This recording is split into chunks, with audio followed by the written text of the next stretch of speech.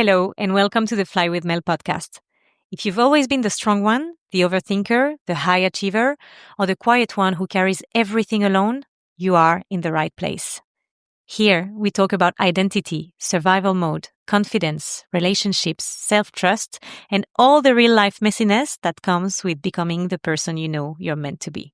If you're ready to understand yourself on a deeper level, break old patterns, rewire your mind, and finally step into alignment, please sit tight. I'm Mel, an identity coach and NLP Master practitioner, and I use this space to share self-reflections, lessons, and conversation with the people I meet along the way. Because everyone you meet has something to teach you. So take a seat and enjoy the flight.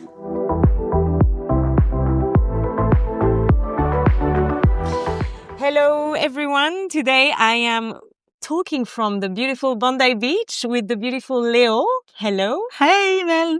Leo, who is a breathwork guide or breathwork practitioner. And I'm very, very happy to be able to talk to you today because breathwork has been in my mind since quite some time now. Mm-hmm. We breathe every day, right? But maybe we don't breathe always the right way, or Absolutely. we don't activate what we can to breathe better to help our nervous system. So we are just sitting now in front of Bondi Beach. I love to say that because it just sounds like a dream type of podcast location. Like, I love it. We have palm trees in front of us. We have Leo's beautiful cat as well. I don't know if you can hear the purring. Yeah. But yeah. So Leo, can you just describe yourself in one sentence for people to understand who you are? Just one sentence. That's not going to be easy. But I guess I would describe myself as a young woman trying to do her best in a society where it's easy to get lost. But above all, I'm a lover, a cat mom, a nature lover, and of course, a breathwork guide, because that's what I do now, mostly. And I really want to know more about your story because, you know, we all come to life with breathing, breath, and all that, but Absolutely. we never learn to use it the best way. One thing that I like to start my podcast with, just for the audience to understand a bit better who you are. What is one mantra or one quote that you live by? Ooh, okay. I'm the queen of quotes. I always have like so many in my iPhone. Okay, definitely at the moment, what I really focus on, and I love this quote so much, it's from a French writer, Victor Hugo. For sure you know him. Of course. And so I'm going to translate, but very quickly what it says is that your mind is like a garden and that if you don't plant any flowers, weeds will grow. So I think it's very, it's just so accurate actually of how we need to have like positive self-talk and positive thoughts in order to thrive and be the best version of ourselves. Do you want to just say it again? So my translation is like very random. Say it in French and then in English maybe. L'esprit est comme un jardin. Si vous n'y plantez pas de fleurs, les mauvaises herbes y poussent. Wow. Okay. So your mind is like a garden. If you don't plant any flowers, weeds will grow. Oh, wow. I love it. That's very poetic to start the podcast. Right? Philosophical podcast today, guys. And we're going to go deep. That's for sure. So just tell us, how did you discover breathwork? So funny enough, because it all started from a podcast. Okay. So here we are. I love listening to podcasts, and I was in this stage of my life where I was just like suffering quite a lot from anxiety, and overall just completely lost in what I was doing with my life, what I was doing here in Australia, what were my expectations for my job, like my career and everything. And I heard this podcast, and it was about breathwork and like the power of the breath and how it can change completely your state of mind and your nervous system state. So I just went on YouTube and I did a session, holotropic breathwork, on my living room floor at the time, which is not recommended at all. Okay. And I was like, wow, this is actually so powerful. My hands were like that, like completely completely shrink. That happens when you over breathe. And I was having like I was like dreaming and having like visions and stuff. And I was like, what the hell is going on? But it made me feel so good that I was like, okay, I want to learn a bit more. And that's basically through a podcast, how I discovered breathwork. But it comes from a long way of, self-discovery and trying so many things. Just two questions. Yes. I'll stop you here. Two things. First of all, you said the word holotropic breathwork. What is holotropic? So there's different types of breathwork, but I'll tell you later about it. But like breathwork has a very scientific branch and a very spiritual one. Holotropic breathwork is basically a technique that by breathing faster than usual, you can enter another state of consciousness. Wow. So it's this kind of breath would be, and you do that for like a very long time, like 30 minutes, which is quite a long time when you overbreathe like that. And it creates a lot of reactions in your gas system. So like CO2, oxygen levels like change, and then you get all these beautiful sensations. Mm-hmm. And it also helps with like trauma release and so many other benefits. Like it's just super powerful. So this is holotropic breathwork, but honestly, this is just a name. The technique is just always like sort of the same. It's about breathing a bit faster than usual to enter another state of consciousness in order to tap into your limbic brain, which is your emotional center, and to release stuff that your ego has been like storing and like being like, oh no, you can't cry now, so don't cry. Okay, then when can I cry? So yeah, it's about that basically. Like it's really rewiring the full nervous system and anything that is stored in the body and mind altogether. Exactly. But you said also something is that you watched that YouTube video on the floor and you're saying you don't recommend that. While in my mind, I'm like, if I do breath work, I could just like lay down on the floor. Lay down, but not for holotropic breath work. Okay. You don't want to do this alone. Like now that I learned. So it's different. So holotropic breath work is really different from the breath work that you're like the basic one. From the functional one. So you've got the functional and you've got the transformational. Okay. Functional is going to help you with everything that's like linked to your breathing capacity and like your lung capacity. So we're going to work on retraining the breath, for example, trying to breathe through your nose, not through your mouth. This is like the basis of breath work. Like if you want to run faster. Okay. Just try to run for at least 2 months with your mouth closed. And then by the end of these 2 months, you will see that your results are going to improve so much. Really? Because breathing through your nose improves CO2 release, carbon dioxide release in your system and then in your cells. And so you get a better oxygenation. And it's just, so this is functional breath work. Hang on. So you're saying that if for the next 2 months, I go back to running, closing my mouth, and just breathing through my nose, it's gonna help my performances and all that. So much. We're doing that, guys. This is a challenge. Like weightlifting, for example. I lift weights nearly every day, and I try to breathe only through my nose, except for the exhale. When I reach that point, I exhale through my mouth, but I try to keep my mouth closed like all day long, except for eating. Really? Hey, that's the first time I heard that. So we should be more conscious of that. It's absolutely. Really about I think we should learn children from a young age. Your nose is for breathing. Your mouth is for eating. In your nose is not just like two holes. It's like a full system, and it releases a gas which is called nitric oxide. Okay. And this gas has been proven to be potentially a remedy to Alzheimer. Okay. And it's just the gas that allows you to live longer. And if you breathe through your mouth, you miss out on this beautiful gas, and you miss out on all the chemistry that happens in your body, and you dehydrate yourself by like breathing through your mouth. Your mouth is so dry, and your mind is going to be like completely unclear.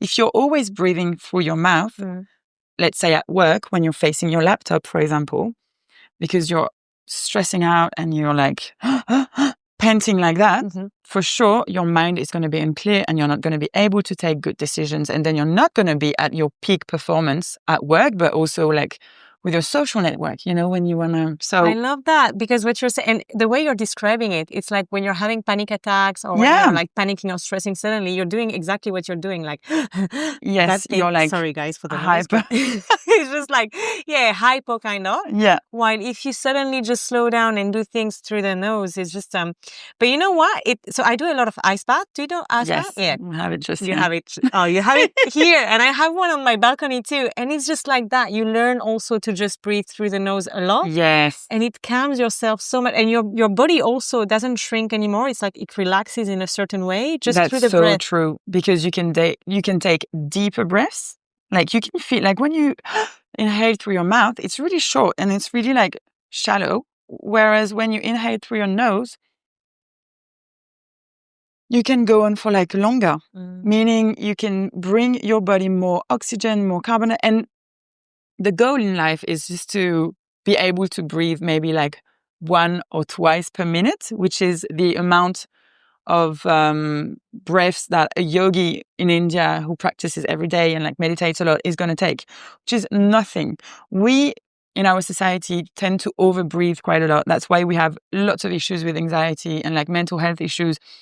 Because your breath is literally the remote control of your nervous system. So according to how you breathe on a daily life, you're going to be either that very activated and stressed person, always in reaction, in opposition to someone who's going to be in response, who's going to be like, okay, like controlling her emotions, not getting overwhelmed by any feelings or like, and I think breathwork, when I learned all of that, I was like, mind blown. I was like, wow, why don't we learn this at school? It's such like, we're always telling kids like, okay, brush your teeth, eat your veggies, eat your fruits. But then, okay, how do we breathe? Which is the basis, like the foundation of our life is our breath, literally. Like, tomorrow you stop breathing, in 2 minutes, you're dead on the floor. So it's like this, and that's what I really love about breathwork is like, stop with all the, not the bullshit, but sort of like, okay, let's just go back to the roots of our actual human existence, which is our breath. And from there, you can just go on and learn so much more about your body and understand what's going on. Because if you do anxiety and then people will tell you, okay, take these pills, but then you don't understand what's going on in your body. Exactly. You need that explanation, right? To be able to find your power again and be like, okay, I am in control through my breath of how I feel. And I love take that. And we're always dependent on so many things. And it's like we want the quick fix, right? Yeah. So I love what you're saying now. It's about coming back to the roots. And that's what I do also in coaching. It's exactly the same. It's not like we're coming and we just put a Band-Aid on your pain. It's like we go to the pain, we go deeper. It will feel uncomfortable, exactly like the breath, because it's not something that is easy and it's quick, right? You have to take care, like take the time, go deeper, learn to breathe through the nose, out things like that. Yeah. It's the same in coaching. You go back deep to trauma. You go face yourself, you go to the pain, and then you fix that root so that you can then understand yourself better and maybe rewrite your story also in your mind. It's exactly about that. It's by just understanding like, okay, which emotion triggers you? What's happening when you feel like that? And why? Like, why is this memory like hard for you to think of? And then can you observe in your body what's going on? For example, when you think of a trauma, doesn't have to be like a big T, but like just small T, like a car accident or like, and when you think of that, can you notice in your body how your body reacts to this memory? Is your heart rate going up? Is your breath being more shallow and faster? And that tells you a lot about how healed you are about this trauma. It's like about just bringing awareness onto your breath, showing you how your body is. We can make so many connections now between your breathwork practice and my NLP practice. It's like exactly what you're saying. When you do NLP, we always ask people to really bring awareness and consciousness to their trauma. So to understand how they felt, what sound can they hear, what can they see, if there is any color or things like that. And then what we do is like we ask them to rewrite the story or the perception of what they had about the trauma. So for example, let's say you have a car accident, right? Yeah. And you still feel it really deep in your heart, like your heart is beating, you hear the sound of the car crashing. Yes. You have the vision of, I don't know, a big white light crashing towards you or things like that. what we do with that, we will take that whole visualization and sound and all that and make it like shorter, like smaller, right? So the sound is going, like it's going to be whispering. The car accident is now whispering in your ear. It's not a big sound, right? The light, the big white light that you had in front of your eyes, you make it smaller, and maybe you make it like a small dark point in front of your face, right? So it becomes super small. It's not a big light anymore. It's a very small dark point.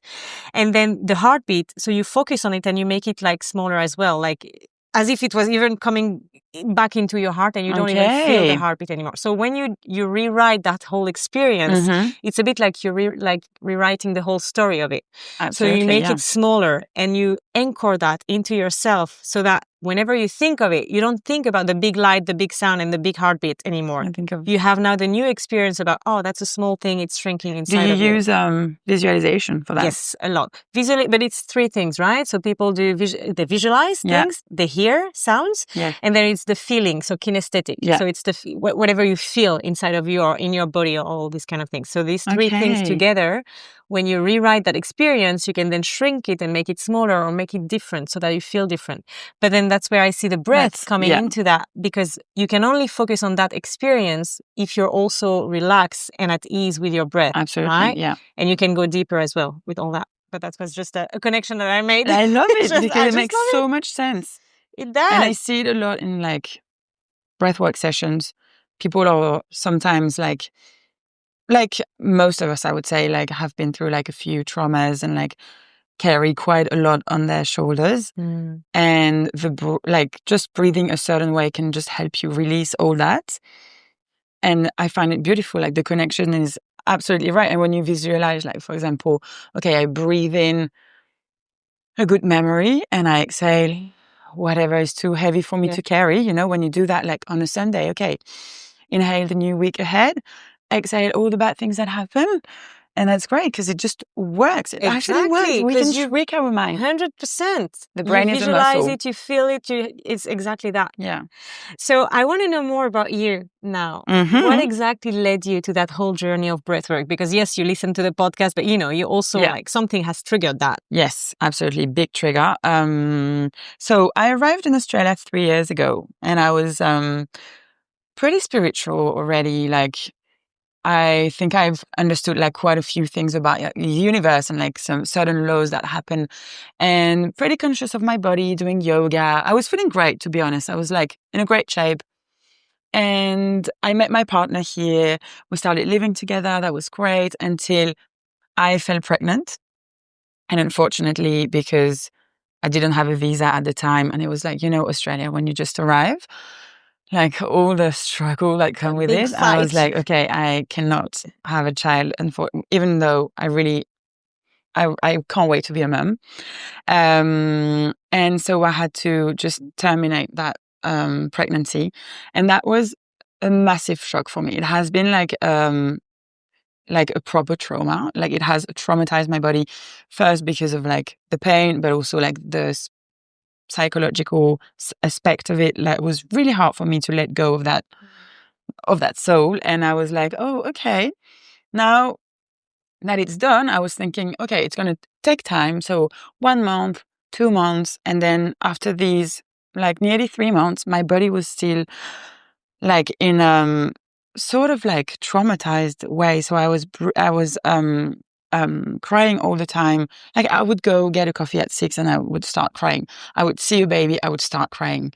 I would be completely exhausted. I couldn't go to work at that time because I think I went downhill, like depression, first because of the hormones that go up and down. Also because of all the stress that you put on your body. And also because I was just like, okay, wow, what am I doing? Like, literally, what did I do? What am I doing this? Am I happy with my life right now? I was at the time in a job that I did like, but I wasn't sure what I was about to do next. I really wanted to, that's why I came here to Australia, to build like maybe a different life and to be more independent and have something more meaningful. I used to work in music in France. I loved that. But then coming here, I had like all these dreams of being able to like, you know, be the change that I want to see in the world, sort of. And I was so big questioning, like completely lost my way, completely, so I went to see a psychologist at the time. I started therapy. Absolutely didn't help. Oh, really? Because it was a body issue. I think I was at peace. It took me time, but then I was at peace with like the decision that I made. At one point, I forgave myself and I was like, okay, let's move on. But then my body couldn't move on because the stress was still in my muscles and my fascia, and I did Reiki. Didn't help. Oh gosh. Yeah, I did Kundalini activations. Ah. I started taking regulators, like mood regulators, like saffron, and all the kind of herbs. I was drinking chamomile tea that did help, and I still drink it. But like all these pills and stuff, nothing really helped because my body was just had to speak and I had to listen. And I was like, okay, what am I going to do after like just trying all these modalities? Nothing works. I practice yoga a lot. I started running at the time. And I remember I would cry after running because it would release so much energy. I was like, what the fuck am I crying after my run? This is so random. Anyway, I reached that point of like, okay, I don't know what to do next. Listen to this podcast. And that podcast was saying how breathwork was like life-changing. I was like, you know what? I'll just try that today because I needed that. I needed something to help me. And I guess when you tried it all, you just, and whatever like, can be in front of you, you'll just try it. Absolutely. And that's why, and what I loved about breathwork is that I was the one doing the thing, which is what I'm not a big fan of now, but like Reiki, Kundalini activations, and all these things where your energy is being manipulated by someone. Right. Not by someone, but like not manipulated, but like it's external. Someone, yeah. You need someone. When in fact in life, of course we need each other and we need connection. But for your healing, our bodies are a lot more capable than what we think. And your breath only, you being the master of your breath, you don't even need a mat. You can go down to the beach, you can walk and you can think of your breath and you're going to feel better and you're going to heal your body that way. And I think that idea of empowerment really talked to me at the time because I was feeling so helpless. Like I've tried so many modalities, like, okay, who's going to help me? And it was me. In fact, I was the answer to my question. I was like, okay, the answer is within you. You just have to listen and you just have to know a bit more. And now I realize how breathwork can be so helpful for so many people because my story is the story of so many women out there. And I think I'm not the only one who has been through that. And so, yeah. It is. I'm having goosebumps. First of all, thank you for sharing that No, story that's because fine. it is very heavy, especially for women, right? Yeah. It is a traumatic event. It is. And I was having like even small tears in my eyes when you were describing You it don't because have to. it's just like, and it can be so frustrated, right? Because you can feel also not understood, right? Yeah. Misunderstood by the world. It's like something is happening, guys. Yes. Nobody can help me. I cannot find any answer. Like how? Like, am I broken? Is there like what is wrong? So many questions. What is wrong? Exactly. Like it was the opposite of my personality, I would say. I'm very like upfront and I'm always like having a good laugh and like having a good time. And I would just found it like I just saw another version of myself and I was like, wow, who is this Leo? Like this is not me and this is not how I want to be. Like, am I going to be like that my whole life? And absolutely, like you said, I was telling my partner at the time, like, hey, I really think something is wrong. And he could tell something. Obviously, I was always crying. Yeah. So he could obviously tell something was wrong. But, you know, it's like, yeah, it will pass. And like, things will pass. And I'm like, yeah, but now I feel like it's stuck, guys. So. And also, it's so hard to wake up and to not feel like yourself. Like, you go for a run, you think that you're doing the right thing, and then you cry. It's just like, what is going on? And I get that. And I hear so many people, you know, saying that. It's just like, I don't know what to do anymore. There is something I can tell. There is something, but nobody can understand it. But there is something you said, which is interesting to me. It's like, you went to the psychiatrist or psychologist and it didn't help. While I see a connection always between the body and the mind, but I love the fact that you said, you know, you had a lot of stress stored in the body, which needed to heal and nobody was touching that. So can you just explain to us a bit more, how do you think breathwork helped into your healing? So where therapy is going to help you on the mental and on the ego part of healing, which is understanding, putting words, you know, verbalizing, that really helps. Sometimes when you say, okay, I am sad. Okay, just makes you feel good. That's the talking part. That's the brain part. But then if you have like a traumatic experience, or if you've got frustration, for example, at work, and that you go home, you talk about it with your partner, but your body, which is our memory, I think we lost the connection between the body and the mind quite a lot in our society. But like everything we think has a frequency and is going to let a sort of like a print in your body. So example, okay, you get frustrated at work because of a coworker. You talk about it with your partner when you go home. You're like, oh, okay. And then, but you know, this is the venting part. Yes. This is how we vent, guys. Yeah. And then that frustration, where did it go? It's not going to leave simply by talking through. Yeah, and sometimes you circle it even more in your brain again and again. And you're, Where do you feel frustration? Most of the time in the guts. And I think, wait, my friends are here. I'll say hi. Sorry. Remembering that we are still doing the podcast in Bondi Beach, and Leo is now stopped by people because she's so famous here, doing the breathwork. But I love that. This is so authentic, guys. We are just in front of this ocean, Bondi Ocean, and people are passing by. Anyway, so let's come back to the... So where does that frustration go? Where does that emotion go? If you don't release it from your body, then it gets stored. And then that's fine for like a week. That's fine for 2 weeks. But then can you imagine at the end of a life of emotions unexpressed, or like after a traumatic experience, if you don't give your body that space to release, it's going to stay. It's going to stay. And it's just going to, on the long term, going to end up being like, I don't know, like something, an immune system disease or stress, like 100%. or like anxiety or depression or a burnout, because these like symptoms, these diseases are just a symptom of an unhealed body and mind not connected to each other.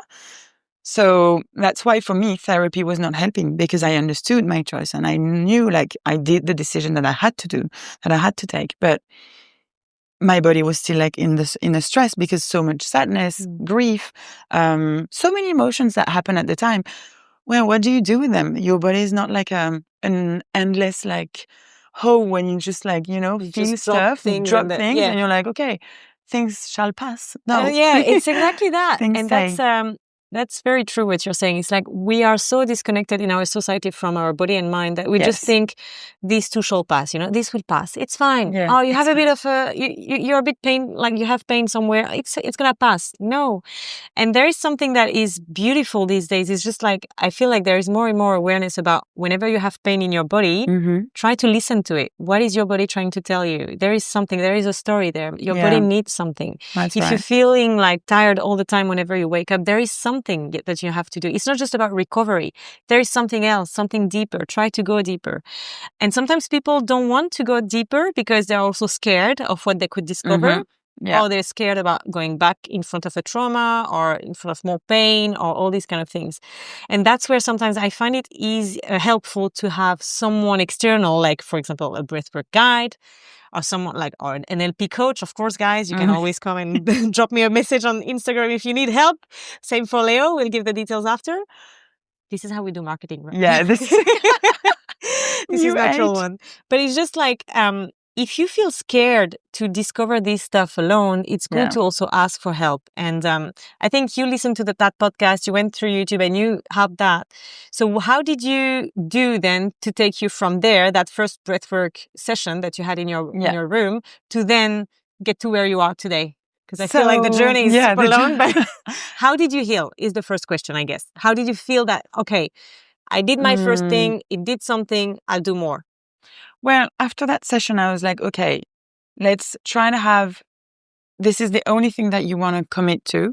And I started doing breathwork in South Bondi on a specific rock, always the same one. Wow. And I would go there every morning for 20, 30 minutes doing breathwork, a bit of meditation, of course, because this is what the end of breathwork is, that it puts you in that very meditative state, and when you just start being like super conscious of what's happening, of everything. So I did this for like 2 months-ish, but trying also at home, like new different types of breathwork. I was just curious about everything. I started reading books because I was like, okay, I need to learn more about this. This is just life changing. And I started reading books, studies and stuff. And I was like, okay, I need to learn. I need to learn because I need to be able to help other women or men, by the way. My boyfriend loves it, and it really helps with men too, because they tend to keep everything in themselves. But I think, from like, the training was like made sense because I really wanted to be able to help someone where I wish I had someone at the time. I wish I knew about breathwork before, and I think the more you spread something, the more it becomes, we're not gatekeeping. Okay, let's all do breathwork and let's do the thing together. So I guess the healing came with that discovery and being able to deal with my emotions. That was the main block of my healing. I was like, okay, I do feel sad. I do feel like guilty about everything that happened. I recognize that emotion and I don't let it define me, and with the breath, I was able to like stay on that kind of like regulated level because I was completely dysregulated. My nervous system was like, everything was going so fast. I wouldn't be able to concentrate at all. I was like impossible to take any decision. So indecisive story of my life, but like at the time it was even worse.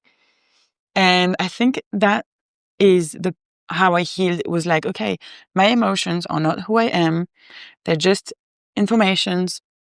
And with my breath, I have the power, literally it's like a superpower. If I feel guilty, I can take that emotion, transform it like a little alchemist into something else. And I can transform it into love for myself, for my resilience. And that's also a point where I want to go because breathwork helps you build resilience. And with resilience, we can perform better because we can just face so many like little troubles in life, also pain, also like traumas, everything with a better understanding. When you build resilience, you're able to go in an ice bath. Yeah. And then you're like, okay, this is going to be hard for 2-3 minutes. And then this is going to be okay because I'm going to just get out of the ice bath. And this is what life is about. It's like, it's going to be hard. Maybe you're going to have a bad news. It's going to be hard for like a short period of time, maybe a long one, but then you're going to be fine because this is how life goes, I guess. Exactly. It's like ups and downs. You cannot control what happens to you, but you can control how you want to react to it. Absolutely. And that's what you can do with breathwork. I love that. It's like Stoicism. I love that philosophy. It is. Oh, wow. Okay. And so then you also, did you have any external help? That's my main question, I guess. Not at the time. Oh my God, you're so strong. Not really. Okay. Because I stopped the therapy first. Right. It was like insanely expensive. Yeah. Especially here in Australia, not having Medicare yet. And like, so I was like, okay, this is a big like commitment. And because you're already stressed, you don't want to stress yourself with something like super expensive to feel better. I was like, okay, no, this is not making me feel any better. I did a few massage, like I love massage. And I think, again, like touch can be a big part of healing. Exactly. And so I remember going to like lymphatic drainage and stuff quite a lot to drain all these emotions and all these. But no, I think I was all by myself by the time. And my boyfriend was like, what is she doing? Absolutely not understanding. Yeah. Supportive, but not understanding, like, oh, what is that? What is that? But yeah, I think also good friends surrounding me and family from far, like understanding that I was going through a lot and just being like, okay, do whatever you want to do. If that makes you feel good, do something about it. So. I love that. That's really beautiful and well done to you because now you're like doing that and breathing it all. How do you describe breath work in one sentence to someone who really has no idea about what it is? Super simple. Breath work is simply the act of changing your natural breathing pattern. So instead of breathing like you're breathing right now, you can take a breath in, hold, and release. So you breathe in through the nose and release through the mouth. You hold at the top and you release through the mouth. Okay. That's breath work. Okay. There's so many different ways. You can play around. You can do a sharp inhale, a long exhale to bring like relaxation in the body. You can do a long inhale and a sharp exhale to bring like a bit of boost. And this is breathwork. It's very simple. It's like, it's English word. We don't really have the same in French, right? French people struggle so much with that word, like breathwork. Breathwork? That's the accent. That's the reality, guys, when we speak I don't think there's French. How do you say that? Like respiration, yeah, but it's hard. But because it's like an umbrella term. There's so many notions that hide behind the word breathwork. So many ideas, so many like Wim Hof techniques. Yeah, Wim Hof technique with the ice bath. But would you say that you have a lot of different techniques? Because this is how I see it, and you tell me if I'm wrong, because I'm completely beginner into that. But I see it as like you can be guided by your intuition as well. If you come back within, you just follow the breath, and maybe you try to implement some stuff. But I just wonder, is there some techniques, you have names and you have like a specific, tempo? Yeah. So it is about what you said, that is just bringing awareness onto your breathwork. That is also part of it. Just becoming conscious of this like unconscious actions that make us live, literally. But there is like I said at the beginning of the podcast, there's like two branches in breathwork. There's the spiritual one, which is, for example, in yoga, breathwork, which is not new. This is just a new term, but we say pranayama, and is one of the 8 limbs of yoga, which has been used for hundreds and hundreds of years. You also have the Sufi breath. You have the transformational breath, so holotropic, shamanic breathing. These are like journeys. And this kind of breath work is going to lead to a strong emotional release. Then you have the functional, the scientific branch. Within that branch, you have oxygen advantage, for example, which is like a functional kind of breathing guide where you learn to enhance your lung capacity. So through performance. Through exercises like, you exhale, you hold your breath, and you walk. You count the amount of steps that you can do, and then you release the breath, breathe in again, and you do that for like a long time. This is going to improve your tolerance to carbon dioxide, which is like one of the major gases involved in the breathing mechanism. And in that functional side of it, you also have like square breathwork, box breathing. Yeah. That's what we do in ice bath. Yeah, that's what you do in the ice bath? Yeah. Okay. You can do so many of them.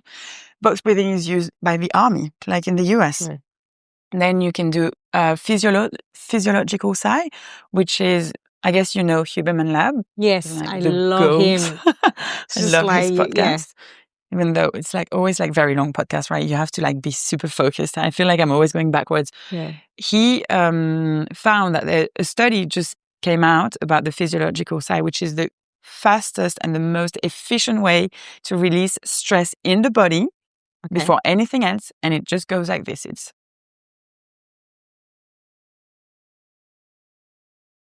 2 sharp inhales, a long exhale. Simple, efficient.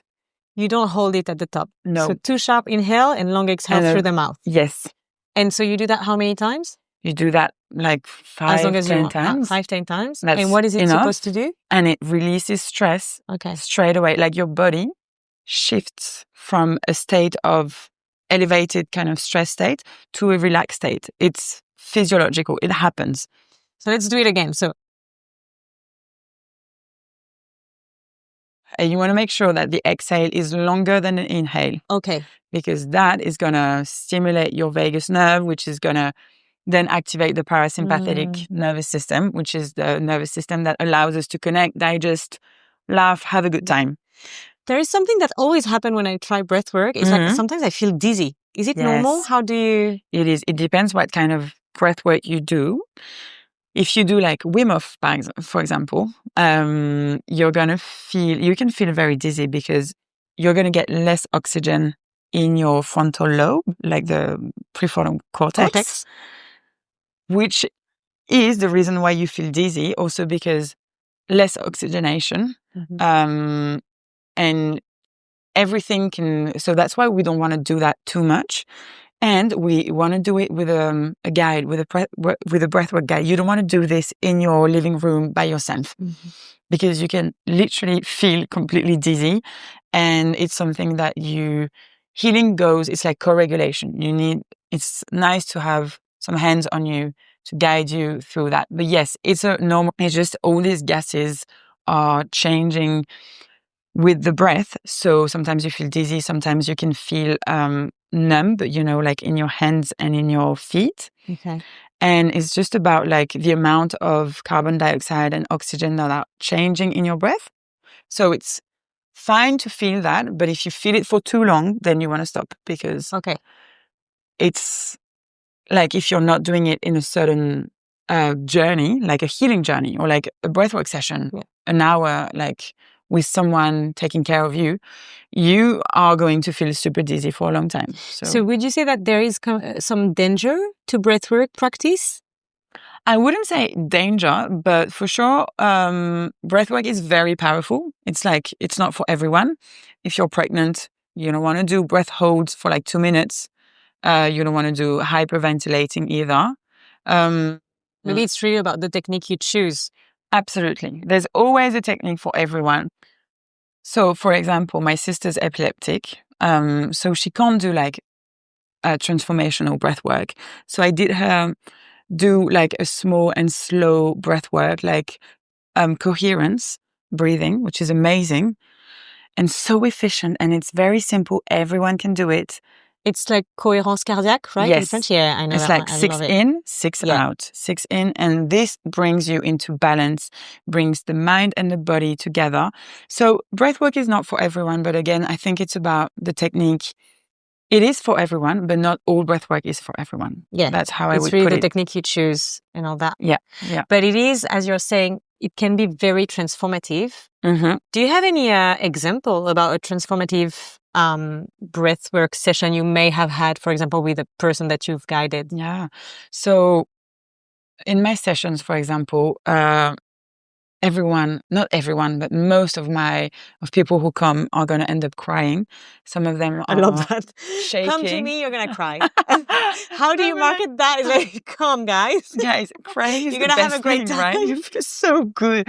Crying is like the best thing you can do to your body. It's like, after crying, you feel so relieved. And so lots of people have like shaking, for example, which is, at first, it can be a bit surprising, like the whole body is like going into, but like zebras and all other mammals, when they get very stressed, they shake as well. This is their way of releasing tension and stress in the body. That's why we're saying shaking is so important when you feel stressed. Just shake your body, dance, or like just shake it in the bathroom or whatever. So I would say during my breathwork sessions, like I can see a lot of things coming out of people. And I think sometimes I do have feedback like, oh my God, I feel so much better. Or like something I manifested happened like 3 days after your session. Because we just we elevate the state of consciousness. So we become very aware. Our frequency change, your brain, the brain waves change to delta, which is like literally you can attract things so easily. I find it really amazing, all the things that you're describing. What would you tell to someone who is still a bit skeptical, right, about breathwork? All the benefits, the main benefits that you see about really coming back to your breath and learning some of the techniques. So if I would say like 3 benefits, less stress for sure in the body, emotional regulation, because you're not going to get like too triggered so easily, and better sleep, better focus, better memory. That was more than 3.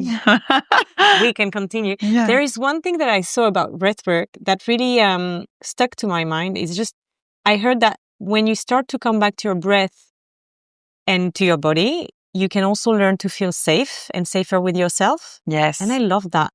Neuroception is like bringing the focus inwards instead of having outwards. And it's great, especially if you need to heal from traumas. Like bringing the focus inward is just going to remind you, oh, I'm actually safe here because I'm like on earth, grounded. And we usually tend to stress over things that are not stressful or like life-threatening. So it's great to do that, yeah. But also, I guess, understanding that you can be safe with yourself. When you feel at home with yourself, at peace with yourself, I feel like you can be so powerful just to feel like that. You're just like, you're fine. So much. And so I heard that, and that's what you're saying, also describing since like already 30 minutes. The fact that you can heal trauma through breathwork, or sometimes, some memories and stored memories can come up through breathwork. Can you tell us a bit more about that? So I think breathwork, it's not necessarily like the answer, but it is for sure the tool and like the door that's going to bring you on the path to healing. Because when we do breathwork a certain way, like for example, like in a breathwork session, a transformational one, the way we're going to breathe is going to block the prefrontal cortex. So we're going to access your limbic brain. Your limbic brain is going to be able to express itself. And so emotions will come up. When you have trauma in the body, it can be in the shoulders, it can be in the hips, especially for women. There's so many places, like in the heart, in the gut. So many things happen in the gut, right? When these emotions are released, you're going to have like physical reactions. You're going to start crying, shaking, whatever. This is helping your body just release that emotion and free yourself so that you understand, okay, I can start my healing with this emotion in my body, if that makes sense. It's like release a bit of it. A bit of it, and like it's like a fresh new page every time you do a breathwork session. You're like, ooh, this came out. That feels good. Where does it come from? You don't have to understand. But this came out, and that feels something. That means something was happening, and that's a good thing for your body. We don't always have to understand everything. And I think trauma is often understood but not felt. Like as in like in the release and in the healing process. So yeah, breathwork is just so amazing to tap into this like limbic brain emotions, release stuff, start like doing your thing. Some people laugh. In my sessions, I've seen so many different things. Love that. And we love that because this is how the body expresses itself. So I know that some people will listen to this podcast and just think, oh my God, you can heal trauma through breathwork. It seems like incredible and amazing. But also, we have so many different techniques and activities now. You have meditation, breathwork, yoga, ice bath, kundalini, Reiki, this, that. And then you're like dancing dancing on a tree, hugging the tree, this, that. You don't even know anymore. It's like, what do I need to do? Like, it's just like that, so right? hard sometimes. And I know that sometimes you can also have that extreme vision, especially when it's new to you. And I'm thinking about the French audience as well. When everything is new, you can feel like it's so disconnected from what you know that you don't even know what to pick. You want to start something somewhere, but you don't even know anymore. And so what do you say to that, first of all? But then I want to deep dive into some of the techniques I've heard of to just know your opinion about them. Okay. So I think breathwork can be what you see on social media, for example, is always like big release. People are crying and like shaking like crazy. This sometimes doesn't happen. Sometimes you can just release without any reaction. Sometimes I cry, sometimes I don't, for example. And I think people think of breathwork as something very intense and very scary because they're scared of like living that trauma or that memory again, going through that all again. It doesn't happen. They're scared of like their own reactions. I know my friends are like, but I'm too scared of how I'm going to react. But I'm like, this is the beauty of it all. It's like letting your body speak for you. So I think there's a lot of like misconception around breathwork. And no, it's not something completely woo-woo. It's actually pretty much basic and like it's scientifically based. And beautiful things happen within your physiology. You just have to trust the process. And it's not going to make you feel completely crazy, or it's not something, we don't burn sage every single time, or like you don't have to wear a like a poncho or whatever. No, you can just come as it's for everyone, and it's going to make you feel good. That's the only thing that I say to everyone who's like a bit skeptical or scared, because so many different things on social media appear. There's always a technique for you. So just try, give it a go. And so you're saying about all the different techniques on social media, and I really want to deep dive into that because I myself saw a lot of videos around that practice that is called Kundalini. I don't even know if you can describe what it is exactly, but I can see your eyes, like big eyes right now in front of me. But, Well, it's that kind of all these videos where you can see the body activating itself, like going in all the different shapes and direction. And they say that, you release a lot of trauma and all that type of things. What's your thought on that? So, just like Reiki, Kundalini, and all these, I think these practices are great. But first, before you go, I think it's good to understand what it's about and if it relates to you. Kundalini is a word that is basically the final stage, the final step of a yogi, for example, who has practiced his whole life, worked his whole life as in meditative state, breathwork, yoga, asanas. This is the final result.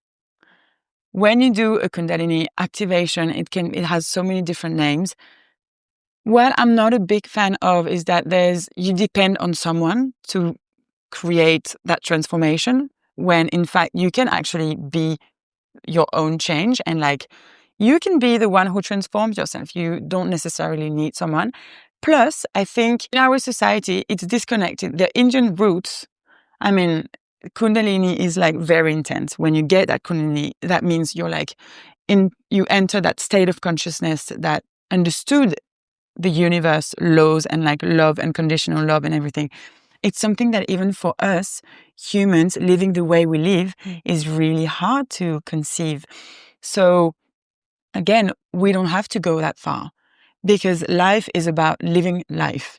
And your spiritual awakening, like you see on social media everywhere, this is not going to happen, because being spiritual is being human, and it's being like just present when you're doing something. And it starts with that, like trying to do your best when you do things, and just living life, like not overthink everything, trying to do all this like spiritual stuff. This is not spiritual. For me, is about being like a believer and being certain that you are doing the right thing at the right time, being certain that you're guided. So yeah, no, I don't think Kundalini activations and stuff can help in healing. Oof. We just destroyed a myth just like that. It's honestly, I did once and it made me feel great, but it didn't help, because then I relied once more on someone else. So then I went back home, and 2 weeks later I was like, oh, I feel like crap again. So what is the tool that I have? And I don't want to not waste, but I don't want to invest like $150 every 2 weeks to feel better in my shoes. So, and I think it's important to connect also to the roots of like what we know, like our culture. If you do Qigong, well, it's Chinese medicine. So do you want to deep dive into Chinese medicine before you do it, to understand, just like, get a bit of background, like shamanic stuff is the same. Do you understand the whole idea between shamanism and like all these spirits, the animals, etc.? So again, I think it's social media make it very attractive, because it's a bit like, oh, what is that? It's so shocking, but it's important, I think, to get a bit of knowledge before you tap into that. Because exactly as you say, maybe some people would be, a bit not upset, but like frustrated to come to a breathwork session that can be very practical, or, not a huge transformative session, but just to learn the basics. And then they leave the session being like, oh, this is definitely not what I thought it was, because they saw all these kind of things on social media. Again, social media make any practice anyway extreme, because it's the way to sell, right? Like you want to attract people, you want to tell them. And again, it's about the quick fix that people think about, Yeah. And, I also saw myself into that with Kundalini. I was like, oh my God, that looks amazing. This is insane. Because you think the release is going to be bigger when you see a reaction, but sometimes the unseen is where things happen for real. Like there's tiny shifts in your way of thinking, tiny shifts in your nervous system. No one's going to see that. You're not going to change your face or like your hair color because you're getting healed. No, I think it's what happens underneath the surface is what really is interesting. And yeah, that's just I don't know where I was heading with that, but but just on that, because I'm really curious to know, for you, really, with your journey, how were you before versus now? Like, how do you describe the Leo before breathwork versus the Leo with breathwork? Oh my God, such a massive shift. I used to be completely overwhelmed by my emotions. Very intense in the way that I feel, and when I used to live my life was always very intense. Lots of feelings, like lots of sadness, lots of happiness, lots of joy, lots of parties, or like lots of like stay at home and do your thing. And I was always in the extremes. Whereas now I'm a lot more balanced. I can deal with my emotions so much, like nothing can disturb my inner peace, I think, because I feel, for once in my life, it's the very first time, I'm only 27, but like, I feel like I have the power on my emotions and on my brain. And I can be whoever I want to be. I get to choose because I can sit with myself and breathe through it. And that's a major shift for me, because I could be that girl, like so intense in her way of like, always in reaction, you know? That was me. Where now I feel like I'm always in response. A bit more. I can get a bit triggered sometimes. I'm still working on a few things, but that's the major shift. It's just like going from that very intense place, and all these emotions used to overwhelm me. I was like, I can't go out because I'm feeling just too sad. Like, what do you mean? Like, just take a moment with yourself, breathe, go out. And so that's amazing what you're saying, because I think a lot of people can feel that way, you know, like we always describe life. A lot of people describe life as a roller coaster, right? And so it's like up and down and up and down. And sometimes it's extremely up, extremely down. And that for women a lot, I know, especially with the cycle, right? The period cycle and all that. So I love what you're saying, because it's like you can definitely regulate yourself and make it less extreme. So if you just do a practical, like, as a practical example, right? So you want to go out, but you're feeling extremely down. You don't want, like, extremely down, right? Yeah. So you take a moment with yourself. How long does it take for you to just like do some breathwork exercises, and then practically, so that we can visualize a bit more how it works? I would say a good 15 minutes of like sitting with yourself, putting your phone down, hand on your heart, start feeling your heart beating, okay? Connect yourself again to your body, and like trying to name like a few emotions.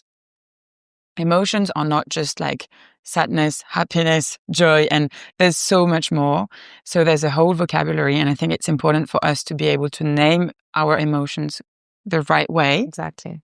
And take some like deep breaths in, as in like really try to connect to your breath. Just start bringing awareness on like what's going on in oh my God, I'm breathing so fast. I'm breathing so quickly. Can I slow down a bit? And slowly bring and feel the feeling that you want. Okay, you want to go out. You want to feel excited. Can you bring that excitement right now in your body? So breathe in. Okay, I'm breathing in excitement. Excitement builds up. Can you see that excitement around your heart, around like your gut, around and feel that energy. It's all about feeling. But you bring a lot of NLP techniques into that. I love it. This is really connected. It's really connected. I think so, yeah. And see, because it's just the power of the brain and the body together. It's like an AI, guys. We don't need AI. We are the AI. We are AI. We are the robots. Yeah. That's amazing. I love that. Yeah. And I do also have a podcast, but it's in French. Yes. Where you can tap into different emotions. Like if you feel stressed and that you need a bit of like stillness, or if you need energy in the morning. And it's just 10 minutes. What's the name of the podcast for French people who might listen to Alchimie du souffle. Alchimie du souffle. J'adore. Wow. I'll put all the links anyway for you, and to find you also in Bondi, because I know that you're doing some sessions here in Bondi Beach. I am. I'm hosting sessions. I try to do it regularly, but it's hard sometimes to find like a right space, a nice studio that you can rent and everything. So I am usually sharing stuff on my socials, and I do like one session a week.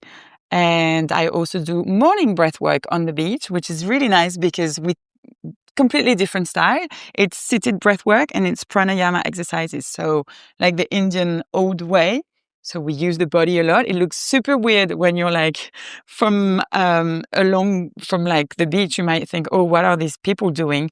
But it makes you feel like really good. It's the one I came to, no? Yes. But it's so good. And it's beautiful because you're doing that in front of the ocean. I mean, I thought the experience was just right amazing. In nature. The best spot that you can book, for people. Right. Just in nature. Wow.